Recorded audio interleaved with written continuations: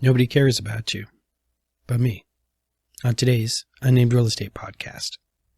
Well,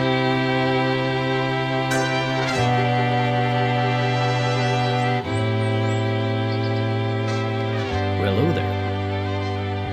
My name is Charles Ray Dawson, associate broker and residential sales manager for ProStar Realty. This is the Unnamed Real Estate Podcast, and we are at episode 63. And I can tell by the teaser and everything that I record, it's getting rough out here. Everybody's, I'm starting to hear a lot of stress. I'm starting to hear a lot of, don't want to say panic, but I'll tell you what, the lenders are starting to get a little twitchy out there. As we can tell by, the news and everything that we've been seeing for the last couple of weeks, we're having interest rates, fluctuations going on. The market's starting to make some major moves and whatnot. And, now more than ever, it's important to stay on top of the actual news and what's going on. So, reason why I led with this nobody cares thing is that was something I said out loud in a rant I was doing yesterday, as I'm prone to do, and every once in a while I'll stop and go, "Ooh, that's good. That's going to be this week's episode." And then I churn it over in my head for a couple days and whatnot, and then I turn on a camera and start talking. Next thing you get to benefit from the wisdom and hopefully edited and condensed down version of what I was ranting about earlier. Because, YouTube, family friendly, got to watch my language, like to sound a little bit more coherent when I talk on my podcast, not as much foaming at the mouth and everything when I really get going. Reason for that got this thing whole going is I'm personally working with multiple buyers. Everybody here in the office is working with multiple buyers. And if you are at a certain price point, it's a knife fight. And when was at the point where you can't even call it a knife fight anymore? Because at least in a knife fight, you're within striking distance of who you're going after. And this week, in the last couple of weeks, it's more like you're just shooting blind. You're in a warehouse filled with all these other people with guns, and you're just shooting at flashes of light in there. Houses are really, really hard to find at a certain price points. Our medium home price right now is $450, which means, median is the dead center of all the houses out there, which means we got half of the houses cost less than $450, and the farther down you go, the harder it is to find. When I started doing this many years ago, right after the crash, I got licensed and really started going about 2010. Right, we had bottomed out, and in those days, you could buy a house for $50,000. In fact, if you wanted to live in Maryville, you could go out there and pick yourself up a 3-bedroom, 2-bath for $50,000. That was livable.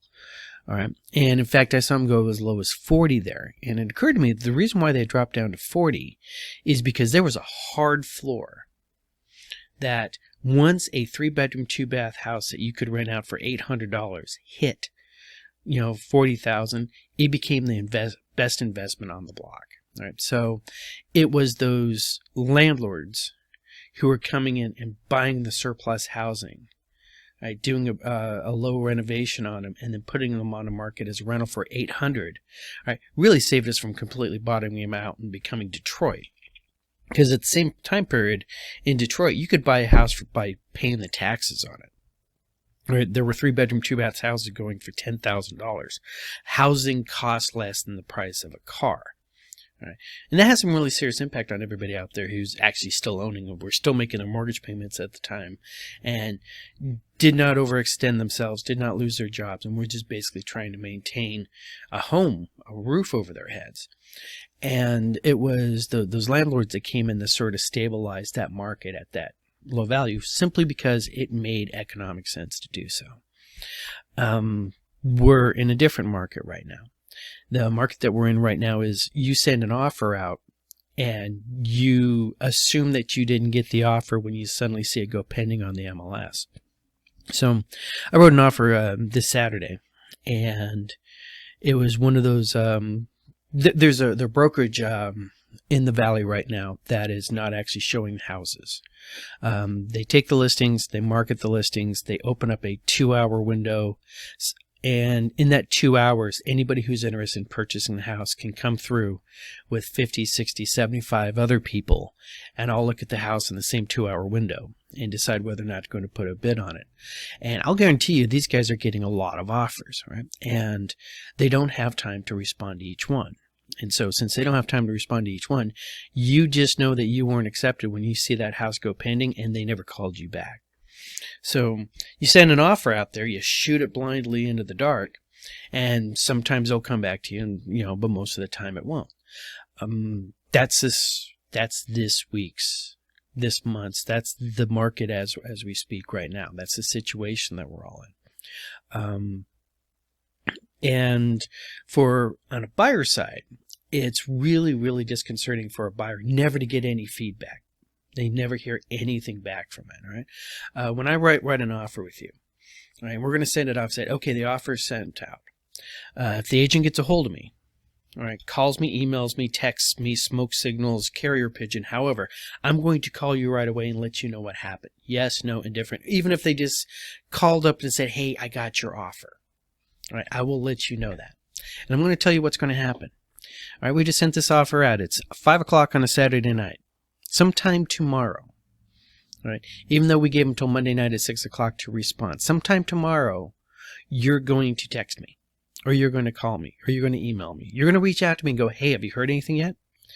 And like I said, I already told you, I will let you know that I've already that I will tell you as soon as I hear anything, if I ever hear anything. All right. But tomorrow morning, you're going to text me. And you're going to say, have I heard anything yet? And I'm going to text back. Like I said, I'll let you know as soon as I hear anything, but I haven't heard anything yet. And I got to do that to one of my clients this weekend. And then she laughed, LOL. You said you knew I was going to do this. And I said, yeah, and I told you were going to do this. And yet you still did it. And this is how that works, right? And don't think it's just her. It is every buyer out there. Everybody always just wants to know, and it's just like, well, maybe he hasn't checked his email yet, or maybe he hasn't hit refresh on the screen yet, or maybe whatever. Maybe his ringer's turned off. Maybe he got hit by a car and I should text him to make sure he's not dead or whatever like that. But, that's just the nature of the beast. And don't think it's just like a me thing. My broker, Steve here, he had 3 offers out this weekend, all cash, all asking over. Never even got a courtesy, hey, thank you for the offer, we'll be presenting email, right?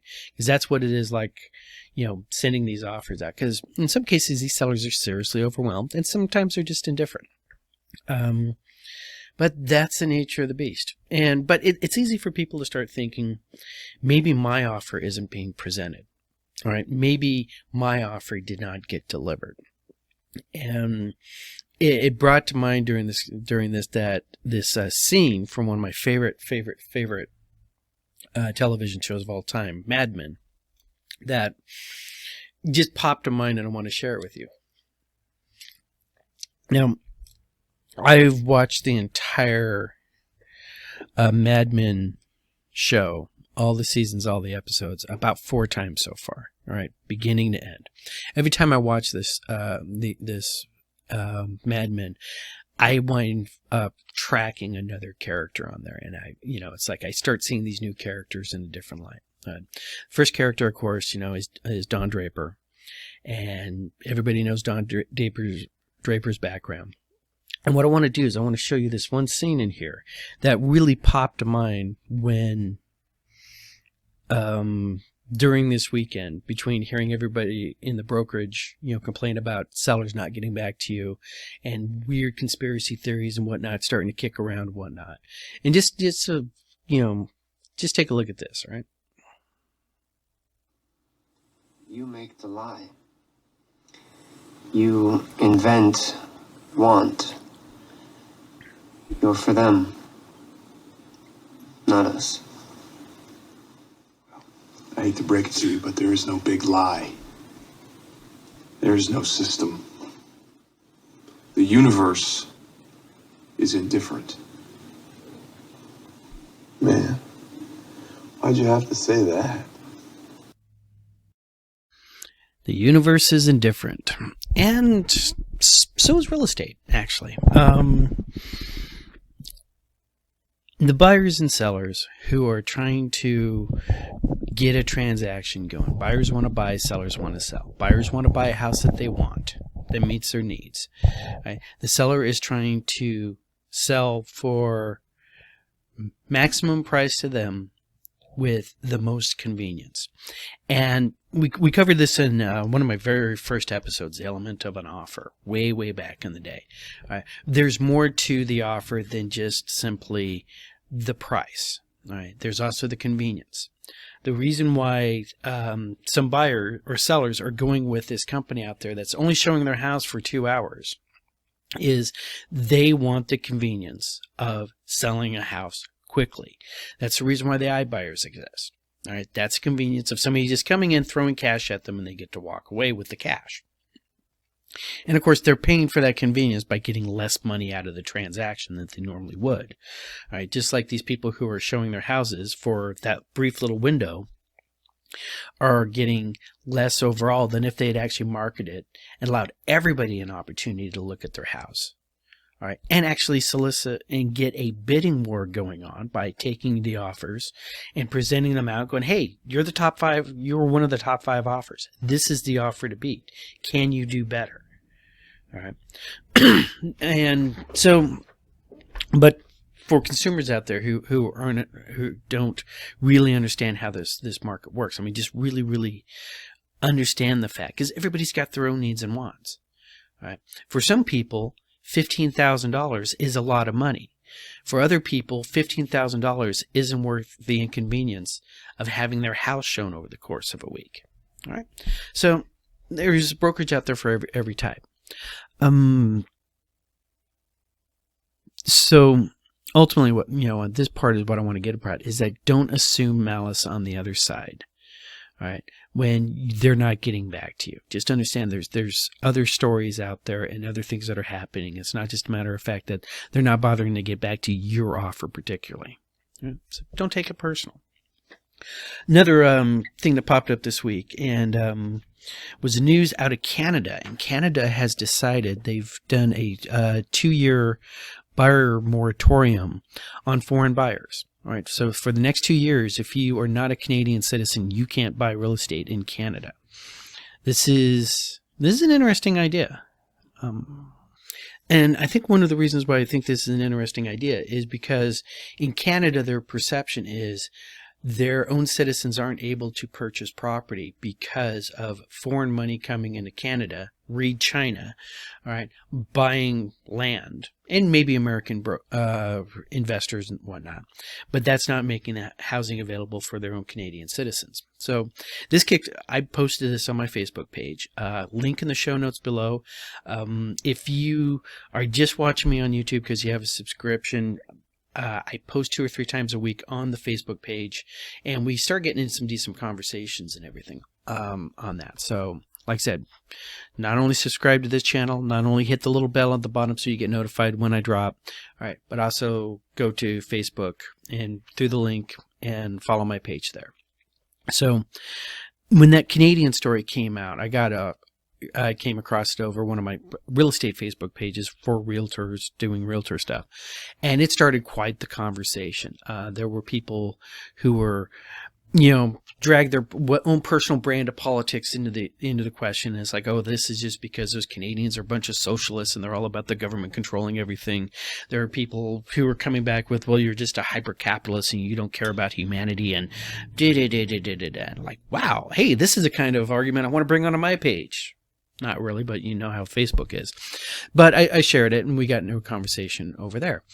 And the conversation started along the lines is Phoenix real estate being impacted by investors who own, multiple houses here in the valley? Now, I can't say it doesn't, all right, because this is the economy, all right?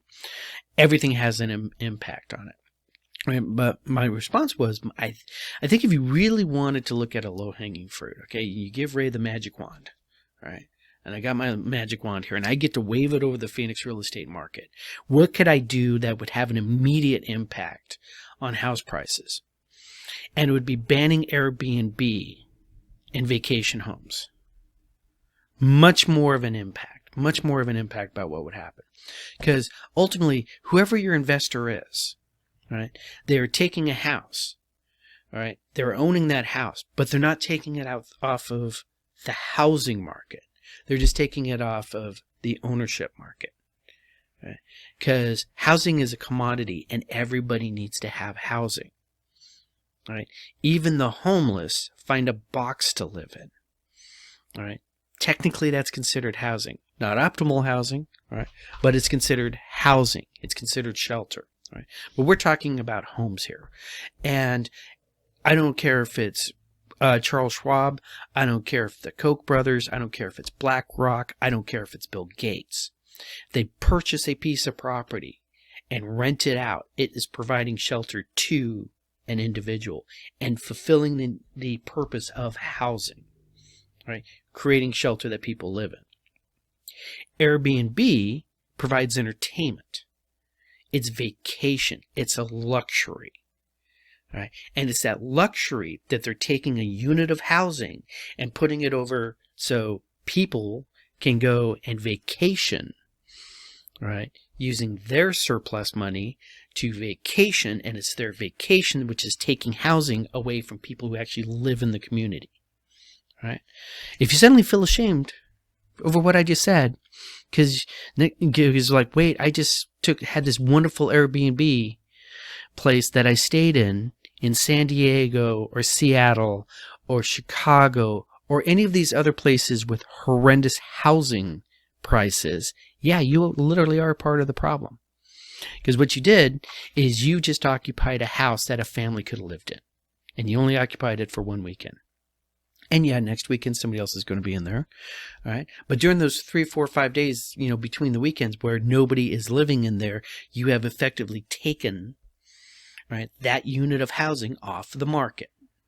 Right? I don't mean to lecture you on these things, but it's the impact of that. Second homes. All right. Any individual who has a second home and doesn't have a business to be there besides, I just like going south for the winter. I don't like snow, so I'm going to have a house in Phoenix. All right. And I'm going to have another house up north in Minnesota. And 3 times out of the year, I'm going to come down to Phoenix and live there. And then I'm going to go back to Minnesota, and that house is going to sit there empty for 9 months out of the year.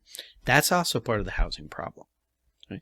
For some reason, people are so much happier to go after the perceived boogeyman of landlords, all right, as opposed to perceived boogeyman of the upper middle class, lower upper class people who have vacation homes who just theoretically show up, spend their money, and then leave. But they do take that unit of housing out of the market. So that would be my magic wand easy fix. My ultimate magic wand hard fix is build more damn houses. All right. And that's a whole different conversation, but that's a conversation I've been having for the last year or so. The final result thing I want to mention on all this is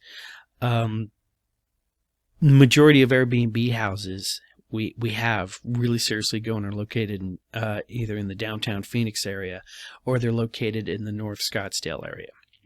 Right. And there's a trickle down theory. If people can't afford to live in North Scottsdale, they move to other neighborhoods and they disperse, they push out other people by rising house prices into farther and farther out neighborhoods. And you'll see this because I've been seeing this. As interest rates went up, people are going to have to start finding smaller houses in locations that are less desirable to them to afford it. And it does start with that. Man, I do not want to say trickle down, all right? More like of a urinate down kind of scenario, but it is that those housing getting pulled out of the market, used for other purposes besides housing, right? Which is having a detrimental impact. Not as big as not building enough houses, mind you, but that's still, you want to wave a wand, that's an easy thing to fix right there. And the other thing, now that I think about it, 60% of all rentals, all right, in America are owned by people who have less than 4 houses, total houses, right? That is like my grandmother who owned a duplex. It was part of her retirement. The other half of the duplex she rented out. That is the young couple who gets married. They both have condos and they get married and they move in together and they buy a house together and they don't sell their 2 condos and they keep those as rentals, right? That is the majority of landlords in the U.S. today. not BlackRock, not these big institutions that everybody's thinking about. So when you start throwing around the idea of, oh, we need to start legislation, we need to start going after those damn landlords, just remember you're coming after my grandmother. And I get that. I get a little personal when you come after family. All right? And not my grandmother, somebody else's grandmother. All right. Other thing got today, this week, is one of my clients sent me this great idea that she found on Reddit that I wanted to share with you. This came from Ruthie, and Ruthie is awesome because she's always thinking of me. And she read this post on Reddit, of all places, about a suggestion that if you buy a new house, get an email address specifically for that house, and then set your utilities and everything else up going to that email address. That is a brilliant idea. So, my household case is like half of our utilities are going to the wife's email account. The other half is going to mine.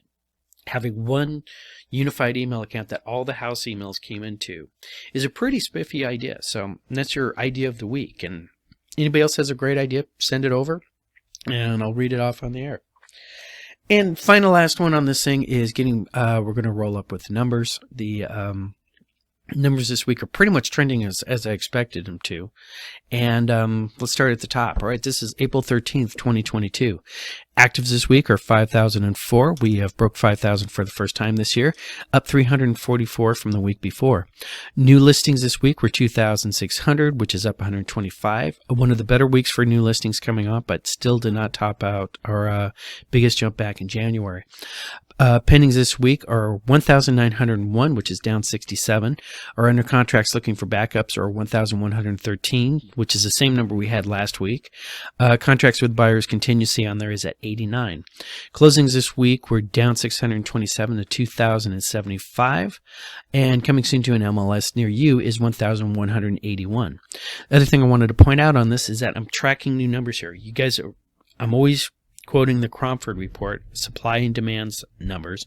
I decided I'm going to start showing this on this chart here. So you can see that now on the bottom left-hand side. The three little people you see in there, those are the buyers. That is demand. We are at 105.7 on the Cromford numbers for demand right now. Average is 100. Slightly above, but anything between 90 and 110 is considered normal demand. All right. So all things considered, all right, as much as you talk about, oh, there's all these offers going out, it's because of that bottom number, all right, the house. The bottom number is supply, all right. We're at 24.4 houses where we should have 100 on the market right now. This active list right there should be reading 2,000, not 5,000. Right? And that is because of the large demand that we got last year and the year before, where interest rates were spectacularly low, which increased demands. That number I used to see it being at 140. I used to literally be sitting there saying we have 140 people looking for 40 houses or 30 houses. That's what happens when you overdo the demand side. That is because of the historically low interest rates, and that's because of people moving into the valley and the change in household formation as people decided, hey, you know what? If I'm got to work from home all the time, it's not cool working at home all the time with me and my other two roommates who are also working from home all the time. Or me and the spouse are in a 2-bedroom house and we both have to work from home. How are we both going to do that? These things created that huge demand spike that we saw last year and the year before, which has knocked us to where we are right now. But demand is starting to level out, is returning to normal as interest rates return to normal. Remember, even though we haven't seen 4s in a couple of years, 4s and 5s on interest rates are still historically low when you go back to 1971. Right? It's just that we're not used to it all of a sudden. So that's the numbers that we got going on right now. I'll keep tracking these things and we'll keep an eye on everything. We are definitely in the spring run up on inventory, just like we did last year, just like we did the year before that and before that. All right, second week of March, here comes the houses. And once again, we're seeing that on the MLS. Maybe we'll hit 10,000 again, like we did back in 2020. Hopefully we'll break 2021's numbers. I think we capped out about 8,000 on that. And remember, should we be? We should be in the 20,000. So Thank you very much. I'm going to wrap up this week. You guys have a great weekend. Take care of yourselves. Be safe out there and keep working your circles. And I'll talk to you next week.